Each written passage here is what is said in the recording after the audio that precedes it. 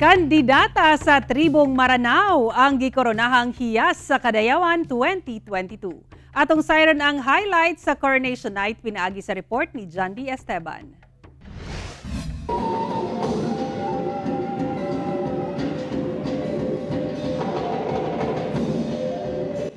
Gisugdan sa usa ka grandiosong cultural dance presentation sa 11 ka mga maanyag nga kandidata. Gamoy nagrepresenta sa 11 ka mga tribo sa Davao City ang coronation sa Hiyas sa Kadayawan 2022 kagabi.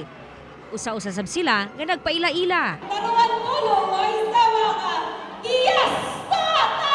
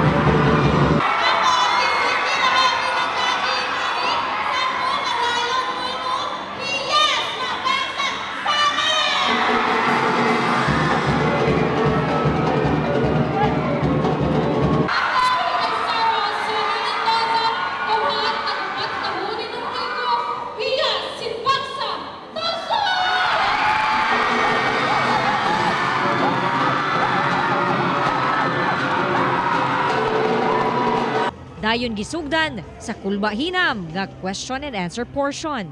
As a Matig Salog woman, we are a warrior that not only to protect our rights and our land, which is our ancestral domain, but we are a warrior in terms of facing every challenges that we face in life. And that's all. Thank you. I know what it feels like to be excluded because I have not seen my tribe represented enough in textbooks, history books, and even on national television.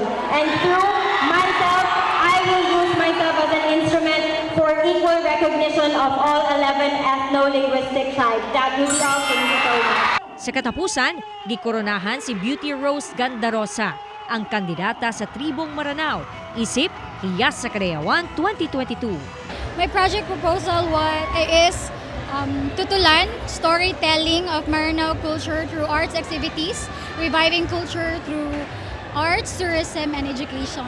Hiyas sa Panag-ihusa 2022 si Alneza Bangasin, gikan sa Bangsa Kagan. Samtang ang Hiyas sa Kalambuan 2022 si Prezil Joy Ungab sa tribong Bagobo Klata. So unsaon ako pag-promote sa ako ang tribo no is to promote it in such a way na ako ang i-highlight sa ako ang mga estudyante ang unsa ka maayo nga pamatasan nga ginabuhat namo as people from Kagan tribe because we came from a long line of peace-loving people. First and foremost, ma'am, as I joined this journey or as I joined Hiyas sa Kadayawan, I was not aiming for a crown. I was just aiming to represent my tribe and to showcase to everybody how rich the culture and tradition of my tribe is. Winning the Hiyas sa Kadayawan or Hiyas sa Kalambuan or Hiyas sa Panagyusa is just a bonus for us. Tuod man nga ang maong event, usa ka selebrasyon sa mabulokong kultura sa Davao City. Ako si John D. Esteban para sa One Mindanao.